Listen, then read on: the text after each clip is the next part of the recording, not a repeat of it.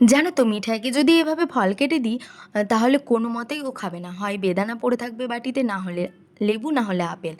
তো কি করলাম, এই তিনটে ফল আমি আধখানা আধখানা করে নিয়েছি, আধখানা বেদানা, আধখানা লেবু আর আধখানা আপেল।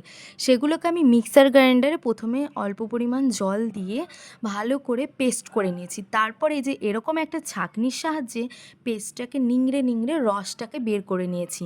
তারপর আর কি, রসটাকে কাপে ঢেলে নিয়ে সামান্য পরিমাণ একটু বিট নুন দিয়ে দিয়েছিলাম। আমি এতে আলাদা করে চিনি দিইনি, কারণ ফলগুলো মিষ্টিই ছিল দেখলাম, সেজন্য চিনি আর দিইনি। আর আমার মেয়ে বেশি মিষ্টি জিনিস পছন্দ করে না, একটু টকটক ভাব থাকলে ভালো লাগে ওর খেতে। তো এইভাবে রস করা আমি আমার ভাইয়ের কাছ থেকে শিখেছিলাম, আর ও ওর মামার বাড়িতে খেয়ে তো খুব খুশি হয়েছিল। ফল দেখেই আমাকে বলল, মা ওইভাবে বানিয়ে দাও যেভাবে মামা বানিয়ে দিয়েছিল।